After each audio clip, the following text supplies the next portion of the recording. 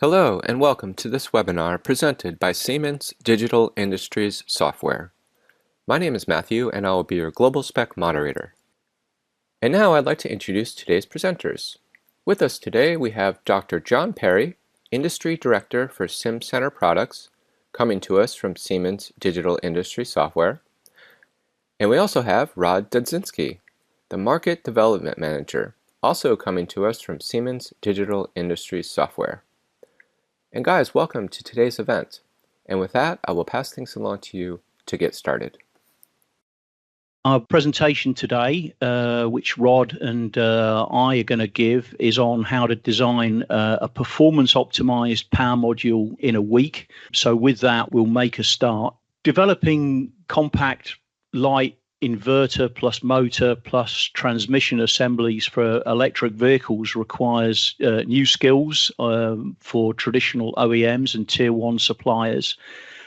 Yet products that are excellent in terms of efficiency, reliability, and other characteristics like noise need to be developed faster.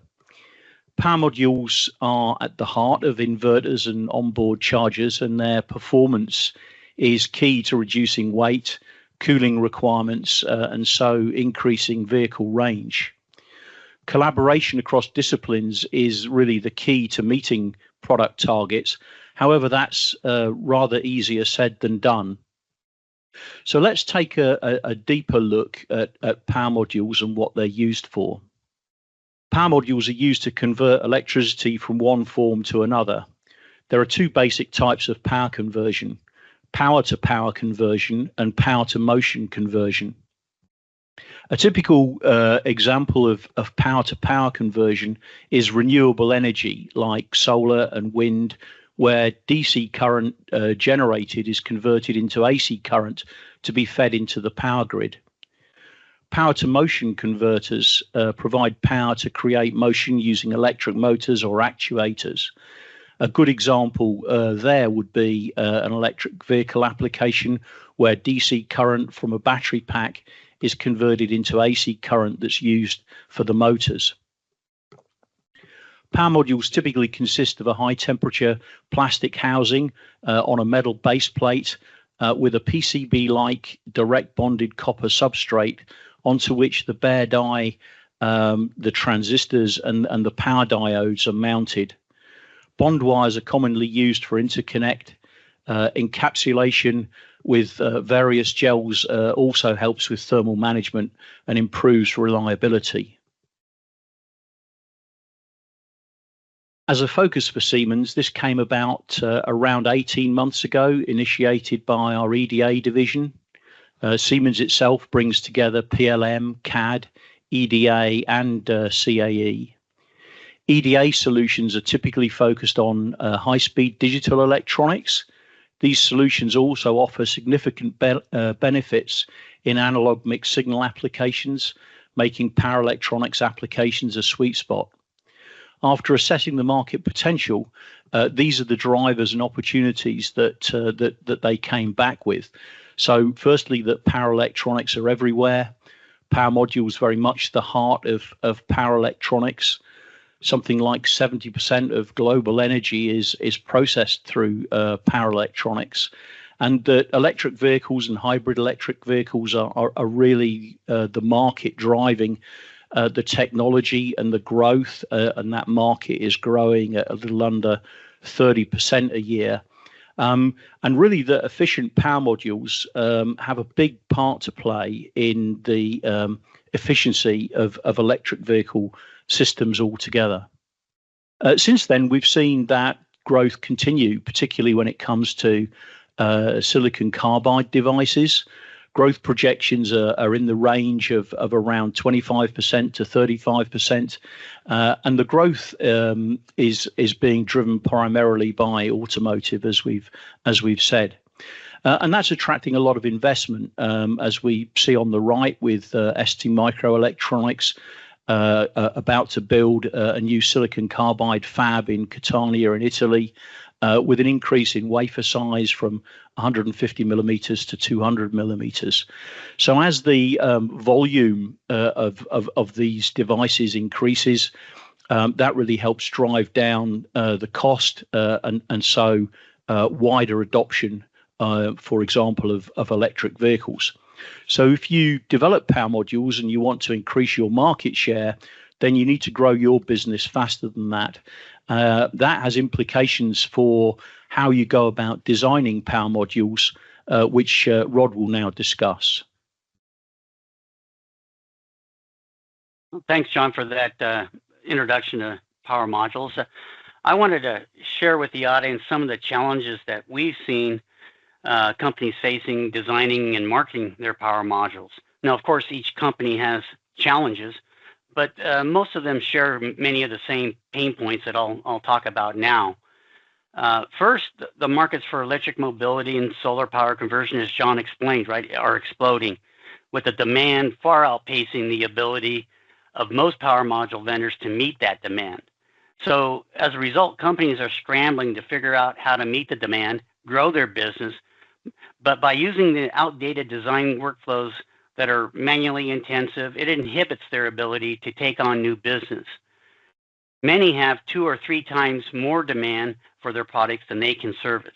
This ends up leaving money on the table, leading to loss of market share, slower revenue growth. So as a result, companies are searching for ways to take advantage of this new market demand. Secondly, the skill sets required to design and test new power modules are also in short supply. The current workflows are only scalable by adding new engineering headcount. Even slightly increasing design throughput places more dependence on physical prototyping, testing, and measurement to verify whether the design will work or not. This leads to increased development and prototyping costs that are not easily recoverable. Lastly, because of the increased demand and additional development costs, design teams are in a race to find an implementation that works.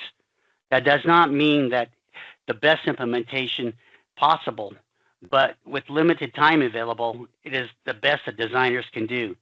Overlooked are the reliability and other performance objectives that, if addressed, would create a unique market opportunity for these businesses, which would lead to winning more business, and otherwise those businesses might go to a competitor. Okay, so first I just wanted to kind of maybe talk about some specific design challenges that designers are facing today. First, it's a multi-domain, multi-physics design optimization problem, meaning that the solution space spans electrical, thermal, mechanical, and manufacturing domain. So optimizing the design for any one domain does not necessarily lead to a solution that satisfies all design objectives. Attempting to optimize any single objective usually leads to a solution that does not satisfy the requirements of the other domains. So first, a layout must be developed, specifically the placement of the power transistors, the power diodes, bond wires, and other interconnect structures. And they must do that in a way that it doesn't violate any manufacturing, electrical, or thermal design rules. And even passing design rule checks doesn't guarantee that the module will work, let alone that the performance and reliability goals are going to be met. Here, what we show is a spider plot of a layout revealing how the final design would behave in a real-world solutions. So you can see where the multi-domain, multi-physics problem comes in. Trying to optimize a design to meet all those simultaneously is quite a challenge.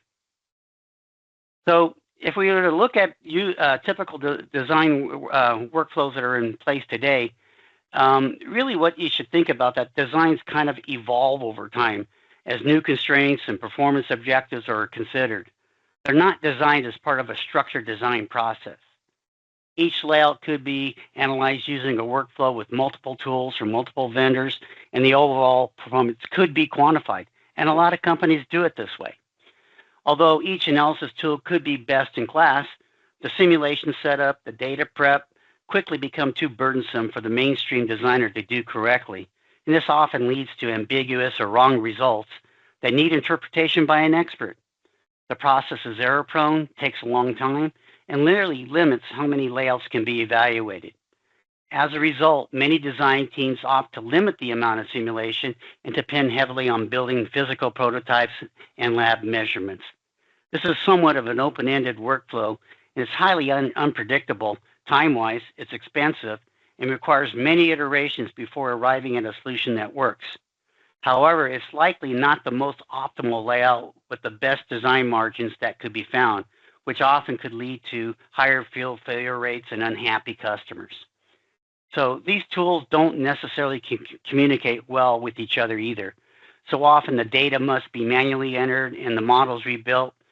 This is both time consuming, error prone, and can result in an unclear picture of the performance. Consequently, vendors tend to rely on building and testing the prototypes to prove it out. Okay, so luckily, using a mechanical design authoring approach that limits the ability to assemble layouts and evaluate performance quickly, there is an alternative. On the EDA side, the EDA workflows offer a tight integration with mechanical and thermal design tools. For example, on the high-speed PCB side, these designs are, usually require dozens of layers, many high-speed interfaces, and are kind of standard in today's data center and networking market. So the complexity comes in the size of the design, the number of interfaces, the speed of the interfaces, and so forth. Power modules look similar in many ways, but the complexity is not tied to the layer count or the high-speed interfaces. The complexity comes in the form of concurrent, multi-domain, multi-physics optimization of the layout to meet stated objectives for the design. Another capability that's often overlooked is that most EDA workflows are fully automated, and this opens access to the system designer, not only the power module design expert whose skill sets are already in short supply. We see the exact same problem facing customers doing high-speed boards on the PCB side as well. So with automation, layouts can be quickly analyzed, it can be evaluated, and to determine whether design objectives can be met. So this allows the system designer to evaluate many more layouts than with a mechanical layout authoring tool to a hardware prototyping workflow. And by doing so, the power module designer's expertise can actually be embedded within the workflow, making it scalable, increasing the design throughput, and removing barriers to increasing market share and revenues. Okay, let's just take a deeper look here at what the Siemens power module workflow looks like. First advantage is that Siemens is a single vendor for all the needed design authoring and analysis tools, covering PLM, CAD, and the EDA design domains. As such, it's Siemens' responsibility to make sure that the data synchronization is seamless and not the customer's when several vendors are involved. This relieves the customer from having to maintain the flow to make sure that the workflow still works whenever new point tool releases become available. By automating the entire workflow, Siemens has created a digital thread that generates the proper data flow from one point in the workflow to the next. Now, PLM isn't shown here, but its advantages can also be used to underpin the entire workflow. Okay, another advantage, we mentioned this before, is the whole workflow can be automated. And this allows for the tools to be seamlessly chained together. Indeed, over time, what our focus has been is looking at these tool-to-tool interfaces and making sure that they're continually being enhanced and adding new functionality to improve that tool-to-tool interface.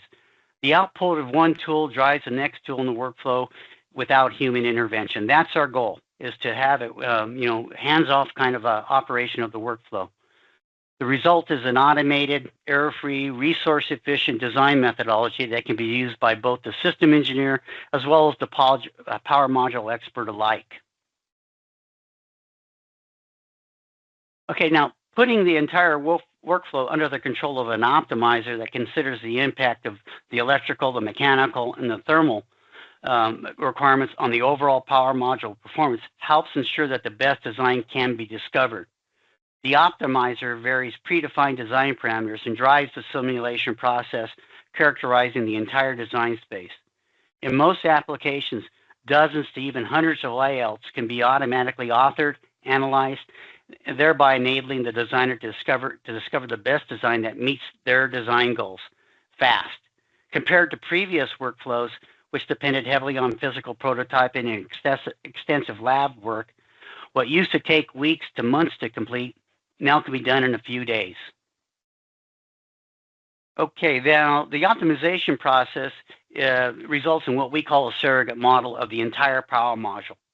And once we have a surrogate model, the key performance parameters like device, module, temperature, loop inductance, resistance, and other requirements like this can be used as input parameters. A new layout can be evaluated within just minutes against the design objectives without having to reauthor a new layout and resimulate it. The new surrogate model is a template by which all underlying IP and know-how are embedded. It's accessible by the non-expert as a reusable design blocks that can be quickly reassembled to create a new design template that then can be saved for reuse in future designs. In summary, what I've shared here is a modern automated power module workflow that minimizes errors, it's resource efficient, it's performance driven, and enables rapid design insight and facilitates non-expert reuse of the power module IP design blocks. And back to you, John. Yeah, thanks, Rod. And just to emphasize, this is a workflow that we actually have working today. So I'll carry on and talk a little about the end of that workflow, which is, once you've actually got a physical module to test, we have automated test solutions. The most relevant to that is our SimCenter Micred Power Tester suite. This is a suite of solutions that cover different voltage and current combinations, with some of those having an integrated cooling solution. These systems allow you to automatically power cycle a set of components while measuring both changes in electrical parameters and the thermal structure of the module as it might degrade during the testing. And that's done by generating a structure function, as it's called, periodically during the testing and tracking changes to that graph. We can then understand whether bond wire failures are causing die attach delamination or degradation, or in fact the process is happening the other way around with the die attach driving bond wire failures. The system itself is compliant with ECPE AQG 324 guideline for the testing of automotive power modules. Another use of structure functions is to check die attach quality during manufacturing. The video shows a simple demonstrator that we've built, but the technology can be integrated with robots used on the manufacturing line. The process involves setting limits for the structure function based on a known good component, which can be confirmed by simulation. Packages that have a die attach resistance outside of this range can be binned. So binned according to their performance as either good, best, or bad. Bad components can be prevented from entering the market, while the best components can be perhaps sold for the highest reliability application. Another area of interest is the use of sintered silver for attaching the substrate to the housing, and that can also be investigated with this same system. So earlier, Rod introduced the business and technical challenges associated with power module development. Here we're rephrasing those in terms of the benefits our automated power module workflow delivers. Automation of the design exploration, which also allows a surrogate model to be built, means that the market opportunity can be addressed while development costs are reduced. The approach leads to a higher performing module than manual development delivers, so market success is somewhat assured. Performance and reliability are designed in.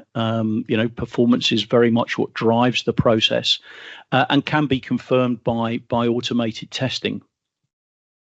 As we've seen, design timescales are greatly reduced and the process is highly scalable. The design is driven by performance goals, so it de-risks the outcome of the development activity. The workflow's relatively new. We've only been adopted by a few customers at this point, but the benefits are so significant that we've been able to jointly publish work done with Vincotech at a recent PCIM conference. As you'll see, an optimization that took just 4 hours to complete delivered a 35% improvement in the overall temperature variation between the die. So reducing that temperature variation reduces peak stress and increases lifetime. That was only a preliminary study. The work has now progressed further with a second paper planned relating to how bond wire placement affects the module reliability. With that, I'd like to ask you to consider what you and your organization are doing about the market opportunities in power electronics. If you stick with the status quo of how you're developing power modules today, the wave of opportunity is likely going to pass by. So will you spectate or get on the wave by changing the way you develop power modules? Before ending, I'd just like to acknowledge the technical specialists that pooled their knowledge in order to make this automated workflow a reality. Florian and Wilfried from our board systems division have adapted the EDA toolset to power modules and built the relevant HEEDS portals for the workflow automation. And Tatiana has worked on the physical performance aspects, thermal, including joule heating, thermomechanical stress, durability prediction, and integration with the cooling solution and other system level effects around power modules. So to end, here are our contact details. If you're ready to make a step change in power module development productivity, we'd very much like to hear from you. If you're willing to implement this workflow alongside your existing workflow, we can help. Under NDA, we can take an existing design and use it to demonstrate the workflow and the improvements that are possible. And so with that, Rod and I will be happy to take questions. Thank you both for that great presentation. And now we're going to be moving into the question and answer session. Here's our first question from the audience. How does the layout in EDA make defining the wire bonds easier? Guys? Yeah, I think I'd take that one. As part of the layout process, right, all of the elements, interconnect elements, can be defined. That includes the bond wires directly in the layout authoring tool. Some of the benefits that come directly from that is obviously we get the electrical connectivity to the rest of the circuit that's part of that. I do want to mention that if folks are using a mechanical flow and are familiar with that, we do have a very nice ECAD to MCAD interface where we can also import bond wire structures directly into the layout as well, and that we can start the EDA workflow from there. So that's one of the key things is we get the electrical connectivity, and then if somebody wants to do it another way using maybe mechanical design tools, we can also take that in as well. So. Excellent. Thank you for that. And thank you for that question. Okay, moving on to our next question from the audience. Can you say a bit more about how the workflow between tools is automated? And is that a software solution or manual scripting? Yeah, I'll take that one. Thanks. Yeah, so it's actually a software solution. We have a software solution called HEEDS that we use to automate the workflow between tools. So it can take the data out of one tool, do any massaging that's needed to it in order to prepare it for the input to the next tool, and it controls the start of that next tool in the process. It can also control how those tools are used across the hardware resources that are available, and because of the way it works, you can have the flow branch. So at times, if you've got two simulations that are ongoing and both of them need the design input data, but they don't depend on each other for results, then you can run those in parallel to compress the the timescale. So it comes with a whole range of portals, as we call them, for tools that are commonly used in the industry, which you can modify if you want, or create your own portals to to connect tools together in ways that you want to. Excellent. Thank you for that. And thank you for that question from the audience. And here's our next question from the audience. Why did you, why did you deploy this, why did you say that to deploy this alongside your existing workflow? Can't it replace what we are doing today? Yeah, let me take that one. Go ahead, John, if you want. You go for that, Rod. No, you go for that, Rod. Yeah. Okay. Well, in many cases, this is, I think, relative to like when you're in the point of transitioning from one way of doing things to another. We can always use compare, I guess, against what has been done before, but we can also take the best pieces from an existing flow and incorporate that as part of the flow if that's something the customer wants to do. So the flow itself can be extended.